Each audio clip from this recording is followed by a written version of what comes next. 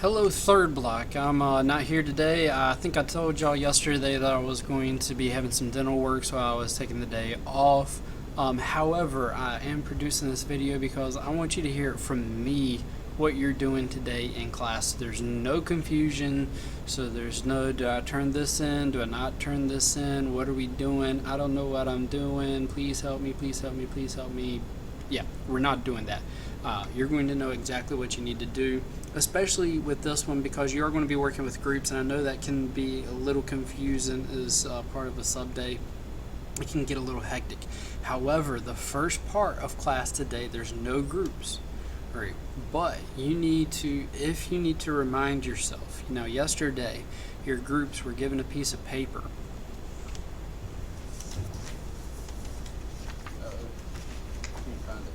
Alright, but it said indictment against. 5 minutes ago I would have been able to find it no problem, but it says indictment against somebody. Alright, it's either the Puritan Church, the Teenage Girls of Salem, social and class warfare, or ergot fungus. Whatever group is on that piece of paper. So you need to check in with your group from yesterday to make sure you know which one you are defending. But whichever one you have, that indictment is against the group that you're defending. So if on that paper it says the Puritan Church, you're going to try to help defend the Puritan Church from these charges that they killed 20 people during this witch trial. So you're going to try to figure out how you can cast that blame onto the teenage girls of Salem, onto the ergot fungus, on somebody else. So you got to build up your case. Now I want each person to be aware of the case that's going to be brought up. Here's the reason why. I'm going to be the prosecutor. I'm bringing my A game. Alright, y'all need to bring your A games too. Every single person in your group needs to know why their client is innocent. And they also need to know why one of these other three groups, one of these other three clients is guilty. Right? Because what's going to happen is you're each going to have a part to play in the creation of the argument, of your lead attorney's argument to protect your client. And here's the other thing too. At the beginning of class on Monday, after everybody has everything completed and ready to go, because we're doing the trial on Monday, at the beginning of class, I'm going to come by with this thing of this thing of pencils. If you notice, one's broken, and I'm going to come to your group, and I'm going to hand them to you like this, and each of you is going to draw a pencil. Whoever gets the broken one, you're going to be part of the jury. You're going to be sworn to impartiality, and you're going to have to hear the arguments, and it's ultimately going to be into your hands who is guilty for killing 20 people in the Salem witch trials. So the thing is, anybody can be the jury. So you need to have people prepared to take over for that person in case that person is called. When you get into your groups, now you're not getting into your groups right now, but when you get into your groups in about 30 minutes, you're going to figure out which task you're going to do. All right. But let me get what you're doing individually first. All right. The first thing you're going to do, all right, is going to have the planning sheet handed out to you. I'm looking for it. I really need to clean up my desk right now before tomorrow. But here we go. Alright, you see it on the screen. Here it goes in paper form. What you gotta do, put your name up there. Alright, I can't grade ghost work. Alright, you need to put the group that you're trying to defend, you're helping defend.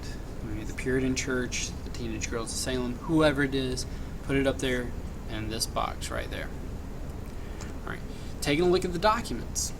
That DBQ document packet that you got yesterday. I want you to read through them again and try to figure out where there is evidence to show that your client is innocent. Stronger the case means there's going to be more evidence that's going to exonerate or get your client off. So look for as much evidence as you can and put it up here. Right? So my client couldn't have done this because ERGOT can't do the things that it says it did. Right? And then bring your evidence in from document Z. Right? And you're going to put that there. After you've done that, I need you to take a look at those documents again, but this time you're going to try to figure out who you're going to sell out, who you're going to cast blame on, because you can't accept complete responsibility for this crime. Right? You need to put the blame on another one of these groups. So it couldn't have been the Puritan Church because you're defending the Puritan Church. Right? So if you're doing the Puritan Church, whichever one of these blocks you're doing, you don't need to build the case for somebody else. So I'm going to want you to just strike through it. So if you're defending the Puritan Church, strike through Puritan Church. You're not going to complete this box either. You're going to focus on these three. And it's going to be different if you're one of the other three. All right. What you need to do is you need to assign what percentage guilt you think the other three groups have in these 20 people's deaths at the gallows. And the evidence you find, just like you did to exonerate your client, you're going to need to put the evidence here and make sure you cite your source. Alright.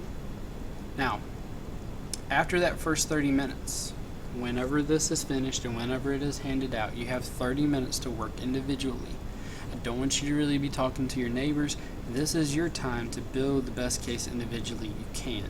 You are going to get to talk, so give me 30 minutes. Alright, work hard for 30 minutes, and then you're going to get together with your group. Alright, once the groups start, what I'm going to need, and I'm going to go ahead and assign you where you go. Alright, so if you need to think about this again, pay attention to where I tell your group to go. I need for the ones that are doing the Puritan Church to be in the corner of the classroom that's closest to the door. I want the teenage girl group to be closest to my desk. I want the social class warfare to be in the corner of the room with the American flag, and I want the group that's doing the ergot fungus to be closest to the closet. Right, so after that 30 minutes, you're going to move to those areas all at once, because everybody's 30 minutes is 30 minutes long. All right, you get there. Then you're going to choose which job you're going to do. And here goes the list. And if the video is gone, that's fine. It's on the back of this page. Alright? So you're going to choose what you're going to do. Every one of these jobs needs to be done. If you have more than 7 people in your group, right, you need to kick somebody out. Somebody needs to go join another group. Because what that's going to mean is that another group is understaffed.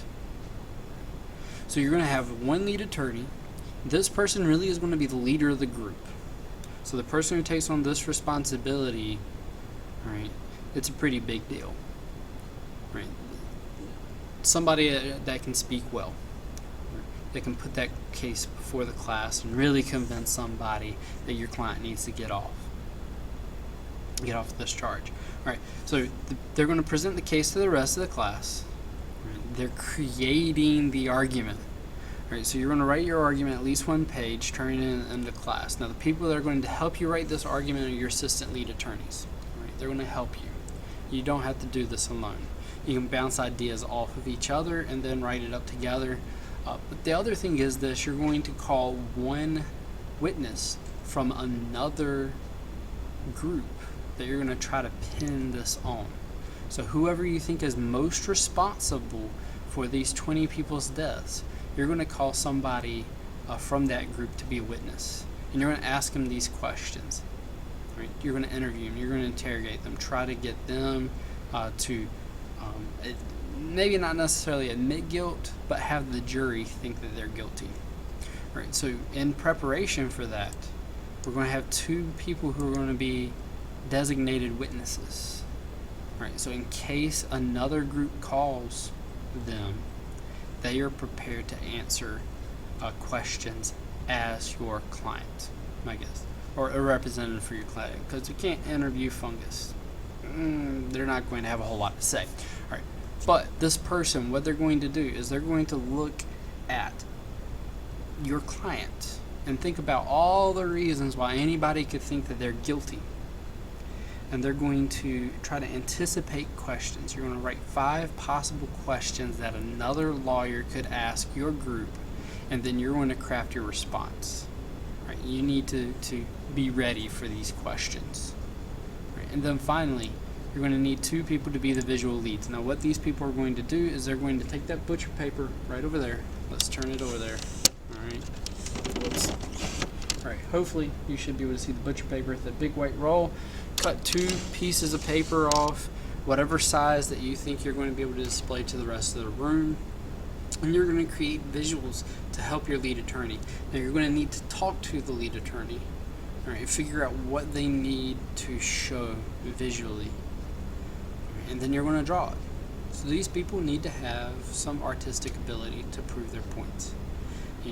The people who do the visual lead, this needs to be a neat drawing, and it needs to be viewed from somewhere else. The back of the room needs to be able to see this. So make sure they're dark marks. If you need Sharpies, got markers, got colored pencils right there in that black organizer. All right.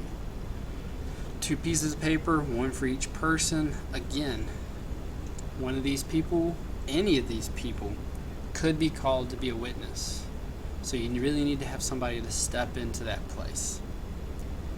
Alright. Now, once should be done by the end of class. Right. The lead attorney needs to turn their argument into the box. Right. Every person needs to turn the planning sheet into the box. Every person is turning that in. Right. The visual lead, the picture, you're turning it in beside the box over there. The clear area of the shelf underneath where the electrical outlet is, that's where you turn your visuals in. Right. The witnesses, you're going to turn your 5 possible questions into the box as well. Right. I hope there's no more confusions. Again, when this is over, you have 30 minutes to work individually, and then you get into your groups. Get this done on Monday. We start the trial. Alright? Y'all have a great weekend. I will see you on Monday.